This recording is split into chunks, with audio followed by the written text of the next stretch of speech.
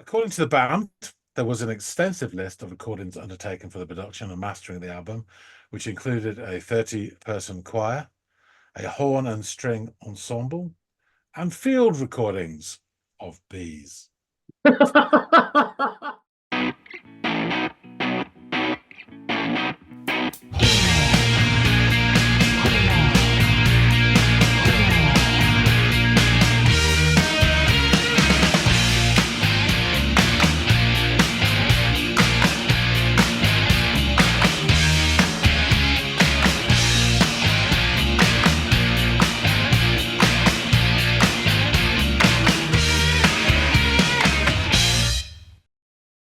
Hey, everybody out there. Welcome back to another episode of the Audiophiles. I am Andy. That is John. And this is another episode of the Audiophiles. So, John, what do you have in store for us today, my friend? You were going to be offering us up something, so I am sort of champing at the bit here to see what we got. So the band is Squid. Interesting. I don't know anything about this cephalopodic band that you've offered up here. So, flying blind. Good. Okay, so the track is G.S.K. And that may ring a bell in terms of somewhere outside the musical sphere. What those initials stand for. This is a live performance from the basement. Oh, this is the second time we've done something from Yeah. Okay, cool. That's awesome. Well then, if anything, the one thing that I do know is that this will be produced excellently, a lot like the stuff we do from KXP or Audio Tree. Yeah. The late night shows, these guys, the basement stuff is always really, really good. So, and also probably an indication that they're pretty fucking good because the basement doesn't bring on shitty acts usually. So, yeah, I am looking forward to giving this a watch, and I'll come back and let y'all know what I think.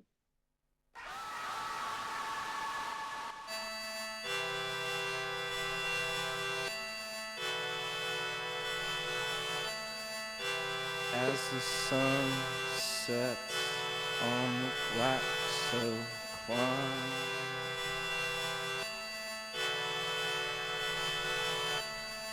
well, it's the only way that I can tell the time.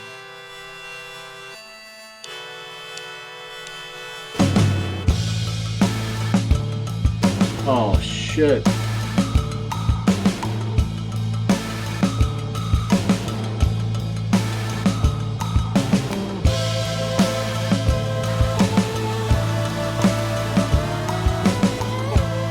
I'm already fucking loving this. It's just weird enough for me. All these cool auxiliary percussions.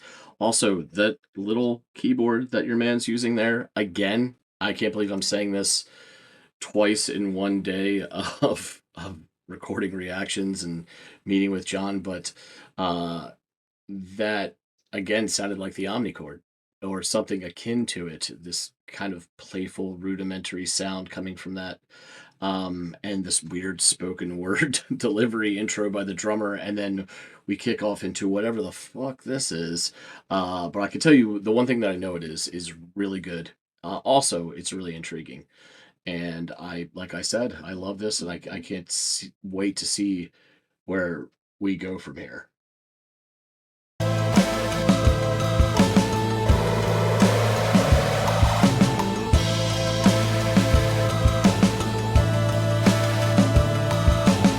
It's like funky.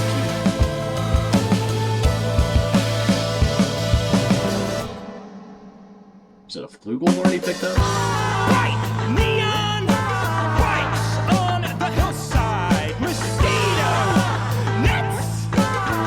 They cover the buildings on Concrete Island. I wave at the businessman. This is fucking great. Island. Well, I hope my dinner is warm on Concrete Island. I wave at the businessman on Concrete Island. Well, I've been here far too long. All right, we're gonna take that back anyway because loved it. So we've talked recently about like interesting vocal delivery, and we've done we've talked about talking heads. Clap your hands, say yeah, I think is what, brought up that conversation and how we were led to David Byrne and also Per Ubu. We've recently done on the show, and again, very interesting, unique vocal delivery. And this gentleman also has this quirky, fun delivery that for me is so engaging. I know other people might be like, ugh, turned off by it. It's probably polarizing for some, but I find it so goddamn intriguing and interesting, and it injects this character into the song. And I just love it so much. Also, these guys kind of remind me of another band we've covered on the channel to this point anyway, Man Man, in their sort of experimental oddball nature and their use of all these auxiliary sounds and percussive like instruments to give the song added like depth and dimension and just extra oddities of window dressing. Bright neon lights on the hillside, mosquito nets. They cover the buildings on concrete island. I wave at the businessman on concrete island. Well, I hope my dinner is warm on concrete island. I wave at the businessman on concrete island. Well, I've been here for too long.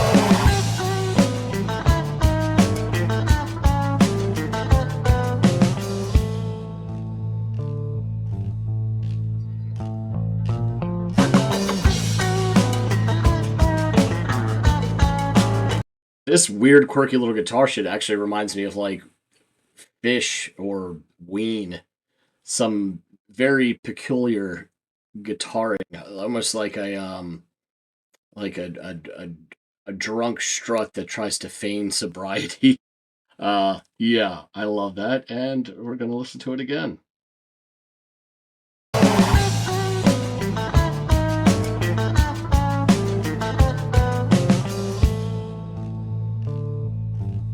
Space.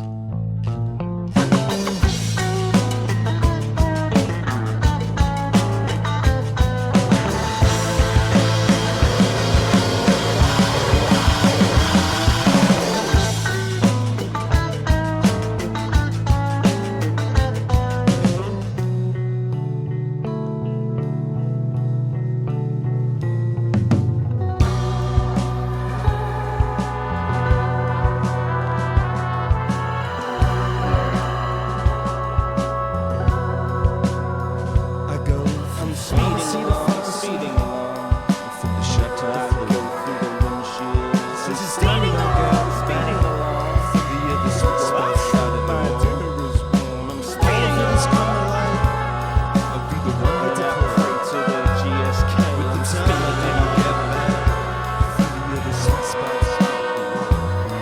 I'm speeding along, from the shot to the floor. Since it's speeding along. This is so interesting.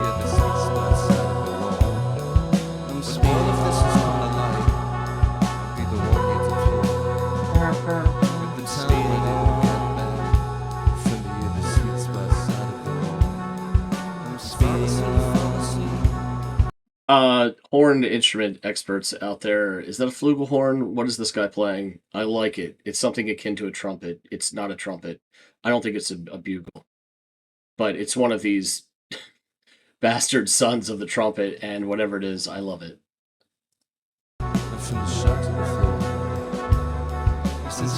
It's so subtle.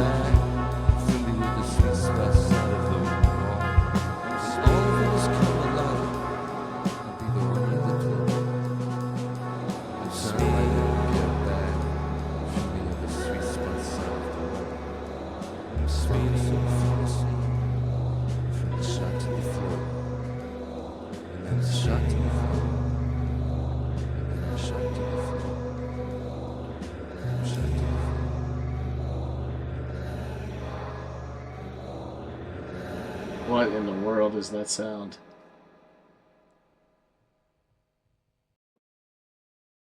Man, the basement. Yeah, I loved it, every bit of this. There was so much intrigue behind the whimsy and fun and different nature to it all. It's all just a little off center, without without losing its integrity, I guess, its musical integrity. I loved it so much. There's so much auxiliary percussion work happening too, scrapes and shakes and clicks and clacks, and all of it sounded fucking lovely to these ears. Yeah, this is unique and original. And if you told me that um half half this album had songs like that on, the other half had stuff that was just a bridge too far, it wouldn't surprise me, because you want to be in a band like this, you want to write music like this, you're gonna have stuff that's gonna inherently alienate some people, and is just gonna come off as perhaps abrasive or too much. But then you're gonna have this, where to me it's just got shades of genius to it, because it's so, it's not A B A B A B, verse chorus bridge. Oh my goodness, a bridge, verse chorus. It's none of that. It's it's unique. And I'm not saying they're the only ones who do it, or they're the only ones who will do it. It's nothing like that. But the pool of songs that are cut from this cloth is far more shallow than the pools of songs that fit the description that I just, illustrated with the whole ABA verse chorus stuff. And that's to take nothing away from songs like that. God, there are endless songs from that pool that I enjoy and love, and will listen to my dying day. But there's always room, um, on my playlists for tracks such as this. So yeah, between this and Maserati that we've done recently, these are uh, look, John gets great songs, for the most part, he really does. But these just kind of the two that I just mentioned kind of stand out to me just a little bit more. Um, and perhaps it is because they have their own kind of thing going on that is, I don't know, less common in music, let's say. Yeah, I really, really loved this, and I'm kicking myself, just because of I mean, just based off that video, these are all pretty young fellas. I like to try to keep up with new music as much as I can, even though I'm getting older and older. Um, and yeah, for these guys to have somehow, flown beneath my radar is a little vexing. But all of that is quelled by the fact that I've listened to this today and that John's given it to me, and now they are on my radar, and I will look forward to more of their stuff. If John has some, I would like it sooner rather than later, because these guys, in my estimation, definitely deserve a deeper dive. Um, so yeah, let's get back to John and hear what he has to say about these interesting fellows. Beatus Garolitis is back. So you grapple with a giant squid. What do you think? I fell in love with that giant squid. Yeah, me and that giant squid were a thing now. Because this was fucking awesome, man. I loved this. Loved this. It's like you just gave me Maserati and I'm just coming down off that high. And now I get this. I'm like, oh my God, dude. Like, ease up. I could take all the good and great songs that you give me. But when you start throwing this like shit that really resonates with me, this amazing tier shit, I'm like, oh my God, dude. I didn't think I was going to use the word omnichord twice in one recording session with you. But again, this fucking weird's beginning with the keyboard stuff. And I know it's on a keyboard, but it sounds like an omnichord. It has that really interesting / shitty sound that we like, you know what I mean? And we've talked about that ad nauseum on this channel. It gets our goose. So the squid got my goose instantly. And all the while, the drummer is perched behind the kit, delivering these lazy, almost spoken like words before things kick off into this most funky and oddball sort of ways. And I'm loving this sound. I'm loving all these auxiliary percussions. I'm loving all these different hats that the musicians in the band are wearing. All of them. Yeah, mid performance. It's so incredible to watch unfold. This is like I probably would have liked this song near as much listening to just the recorded version for album, but this took it to a whole nother fucking level. To be able to watch it all unfold, oh my God. Yeah, that's Kudos to why I you. chose it. Yeah, kudos to you for picking this, and for obvious reasons, it was awesome. There's this weird there's a weird bounce to this motif with a quirky auxiliary percussions and this off-kilter sounds being produced by the keyboard slash synth. And I find it like whimsical and charming and for all of its quirkiness. Like it's just so interesting. Um, this cuts out momentarily around the 109 marker before the drummer singer gives a few raps of the snare, ushering in even more musical quirkiness, which is only further underscored by his unique delivery, which is night and day compared to the sort of spoken word stuff that he started with. Um, and I'm having flashbacks of our discussions about Per Ubu whenever we've talked about the Talking Heads, and clap your hands, say yeah, because of the Talking Heads, where they might not all sound like the same singers. In fact, they don't, but they are all cut from a very similar avant-garde cloth, where they have this uniqueness to their vocal delivery. And I am instantly charmed by that. If I haven't been already by all the other aforementioned facets of the song that instantly drew me in like a moth to the flames. Or a squid to the deep blue sea.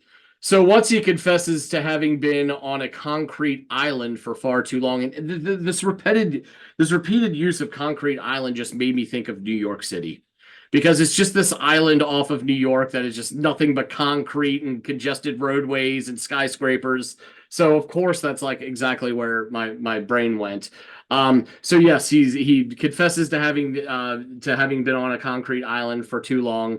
And the guitar then comes in with this interesting little line that struts into the room like a drunk doing his best to feign sobriety and confidence.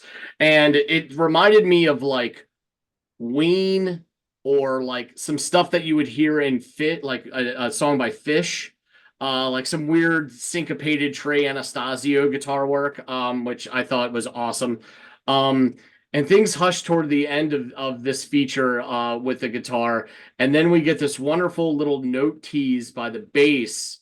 And then we're back into the song proper, which shifts from sonic phasing into more of that really weird, quirky guitar stuff a second time around. And then around the 2:15 mark, things hush again before shifting into a more mellow ambient section with dual vocals between, I guess that's the guitarist and the drummer. And the appearance of what looks like a flugelhorn, though I mean, I might be mistaken. There's all these, the trumpet has many a bastard child, and I know some of them came before the trumpet, but let's be honest, we all know the trumpet. And then there's all these weird little offshoots of the trumpet, and this looked like one of them. I wasn't sure exactly which one it was. My best guess was flugelhorn, plus I love saying that word. And this continues a bit until they eventually wind the song to an end. And this is all really interesting, whimsical, and experimental. And I loved this song more and more with each passing eccentric second. There is something wildly idiosyncratic to this number, and it reminds me a lot of the musical stylings of a band we've covered on the channel before, Man Man, where they kind of have all these weird auxiliary percussion instruments, and they're coming at it from a very outside of the box kind of way of assembling everything, and I really like that. It also had shades of like if Primus was less influenced by heavier music, but still kept its core quirkiness, but had other influences. Like there's some of that's happening here as well, especially with that guitar part. And they seem to have a similar musical ideology and penchant for the off center, like bands like Man Man and even a Primus. And in that, I find so much charm. Frankly, the uncharted soundscapes of bands like them and songs like these. And though I do recognize that wading into these kinds of waters can lead to something wholly off-putting, if not polarizing, but it can also lead to genius. So if you gave me this album and I listened to it and I hated half of it and I loved the other half, that'd be a fucking hit. Because it's not about liking everything. It's about liking the attempt. It's like a baseball. It's like a batter. No batter hits for 1,000, but if you get a batter that hits for 330 or something like that, that's a pretty damn good batter. So you get one in every 3 hits you get at bat, you get a hit. That's kind of like what this kind of music lends itself to. You know, there's going to be some swings and misses. You know, there's going to be some can of corn pop outs. But then when you get the home run, when the game is on the line, and that's what these songs like this provide me from like a Sonic style. I loved it, man. It was just so cool and different. And it's not like I haven't heard anything experimental. I've cited other bands that they remind me of, but that pull, the pull of eccentric, avant-garde, experimental bands is so much shallower than is the ocean of bands that write verse, chorus, bridge, chorus, verse, chorus, or something to that effect. You know what I mean? And there are millions of amazing fucking songs that are written in that vein. So it's not to undercut them or take them out at the knee. But this is such a wonderful, refreshing change of pace every now and again. And I adored this performance in this song. And fuck, man, this is two pretty close that are like already like contenders for end of list offerings that we're going to have to discuss. Yeah, I thought it was all right as well. So yeah, just briefly, I kind of got obsessed by Squid 2-3 years ago, when this came out and the EP prior to it. Yeah, just awesome. It's really a weird experience listening to it blind the first time. And then I think seeing them play it live, it kind of all makes sense. Yeah, it does. It's more eccentric when you listen to it blind. The singer, I mean, he's really eccentric, but his kind of facial expressions belie this sort of frustration and anger. And I honestly as well, I didn't know anything about the band. So doing research on, well, I've listened to them for like 3 years, but actually doing this, I had to research them, which I wouldn't probably normally do. So I learned a bit more about the band. So I really got something out of this as well, which is really cool. And then you're right, in many ways, there's so many different influences and things they're trying to juggle in this album. I would say for me, though, it bats at 1,000, but that's just me. Anyway, Squid, formed in Brighton in 2016. They're described a huge amount of labels, as you imagine. Post-punk is the most common one. Post-rock, which I think is this is what my idea of post-rock is. Experimental rock, indie, new wave, rock, ambient. There's a bit of jazz in there as well. Personnel, Ollie Judge, lead vocals and drums. Now, the other guys do lots of things. Louis Bourlaise, it says he was the guitarist in this. Okay. He also plays bass guitar, and he definitely gave vocals in this. Arthur Ledbetter, keyboards in this. He also does strings and cello, and he did percussion as well. Laurie Nankivel, bass guitar. He also did brass. It's just put down as brass, so it could be any other trumpet family. Yeah, so this guy is multi-instrumentalist, but he's a brass expert, it sounds like. And percussion, which he did do a bit as well. At one point, there was 3 of them doing percussion. Yes. When they panned out to the wide view, you saw all these guys doing different like actions and banging and scraping, and I was like, oh. Like the cowbells and the scraper, and it was just texture, putting in texture into the song all the way through. Anton Pearson, guitar. He played bass in there, vocals and percussion as well. So a lot of them like to hit things. So they released their own first released on, I think, their own sort of stuff. They released their second EP called Town Centre to critical acclaim in 2019, and that really put them on the map. It's this little kitty here, which was behind me for a recent reaction that we did.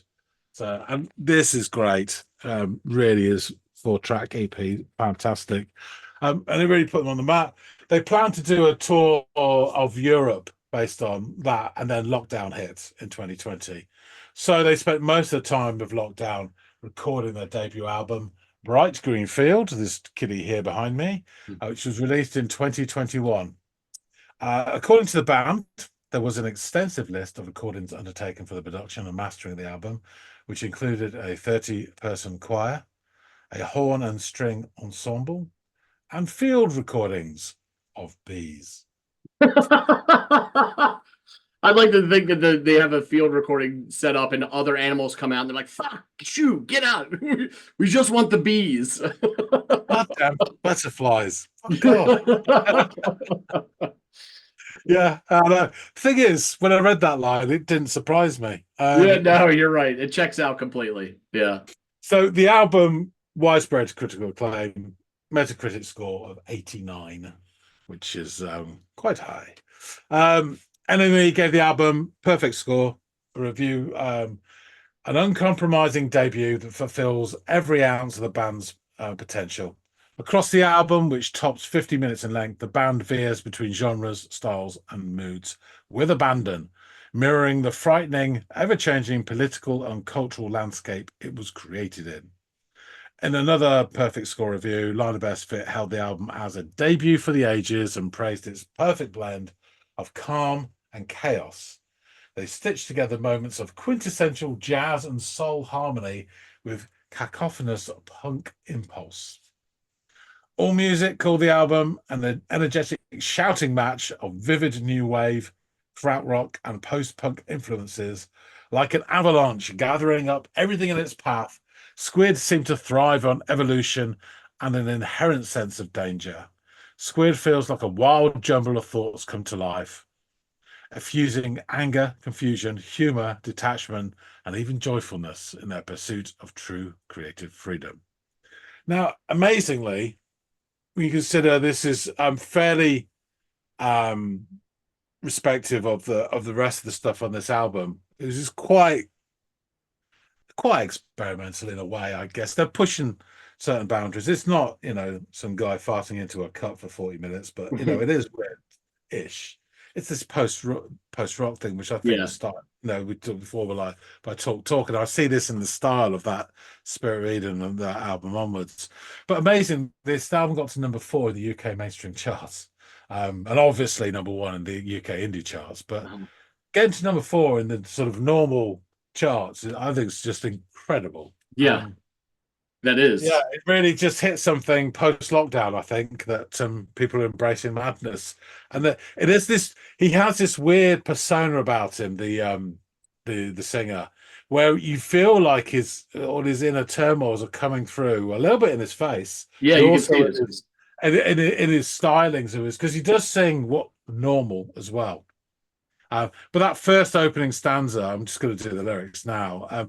It's like the air has been let out of him, and he really can't be asked anymore.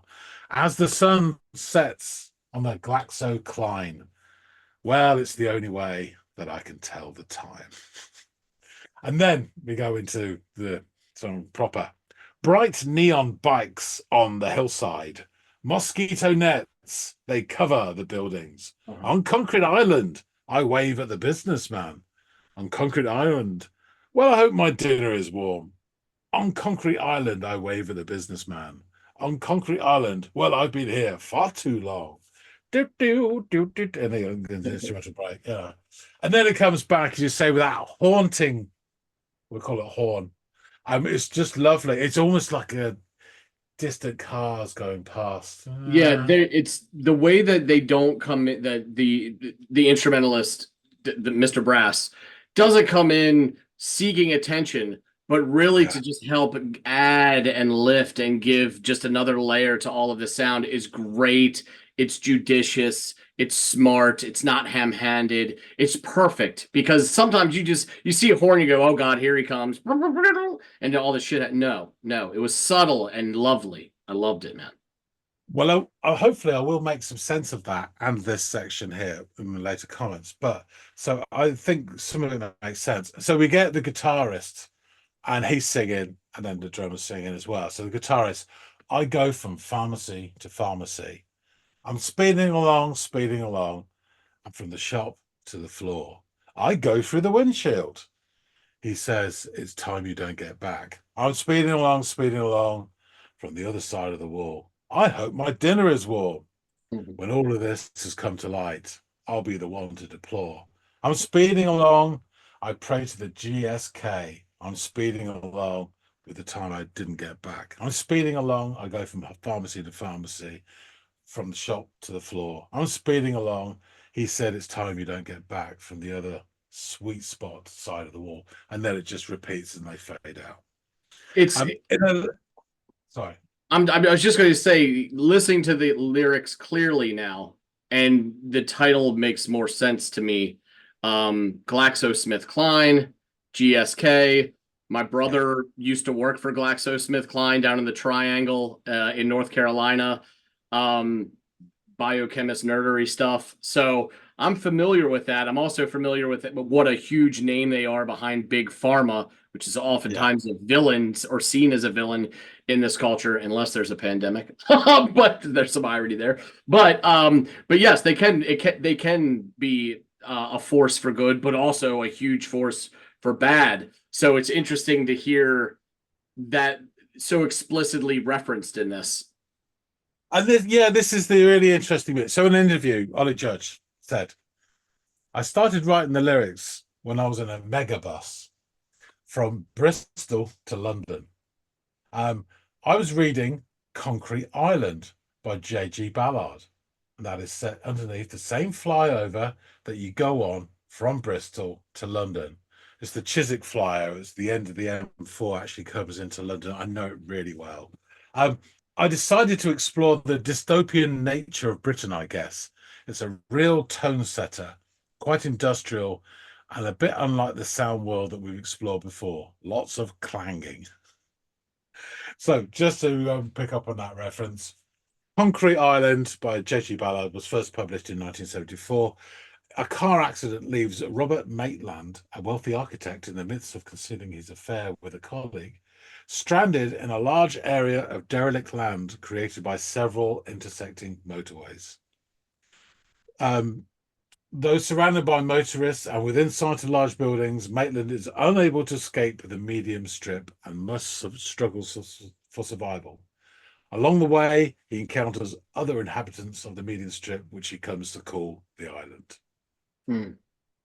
So yeah, it's interesting that there is like that's where the horns make sense to me now when he's saying that, these car noises almost, and the way it ends with him, it's almost like he's daydreaming on the bus, and he's getting these ideas of being underneath this flyover, which he's actually traveling on the top of on the bus. So you get this daydreamy nature of his dream and then reality speeding along, and I don't know why it's G.S.K. and what GlaxoSmithKline has to do with anything with regards to the Concrete Island, but it's another power mention they put in the pharmacy stuff. It's just really interesting. It is. And as you said, the way they constructed this song is very thoughtful as well, and it feels genuinely exciting. And it did the first time I listened to it. I was wow, and I wouldn't say I got every song the first time I listened to this album, but I very quickly did, and I love it. I love the bits of it. I think it's a fantastic album. Just to continue Squid's story, which is very brief because I haven't gone that long. I haven't done that much either. But the second album, Oh Monolith, was released in 2023. Similar praise and a Metacritic score of 82. So they haven't sort of slowed down in their quality. I will say I like the second album. I think they have crafted and maybe rounded off the edges, so it's a much easier listen. I haven't fallen completely in love with it like I did the first album, like this one, which doesn't make it any less good, but this is just for me something special and exceptional. So they're still real quality and a really interesting band. Do you intend on giving me anything else? Because I might do. All right, because I will tap the brakes for a bit, but let's not let this carry out too long here, because I am truly jonesing to hear more of these guys. Yeah. It's just really exciting, isn't it? It's good. It's awesome. What they can do is possibilities are really strong. There's a couple of really good tracks which I really thought of. Okay. One for the EP and another one for the first album. So yeah. Excellent. Well, I look forward to it, man. Thank you for sharing this band with me. They are definitely worthy of my attention. I mean, a lot of what you give me is stuff that I want to go check out, and I at least listen to that song over again. This is one where I just want to listen to both those albums like fucking yesterday.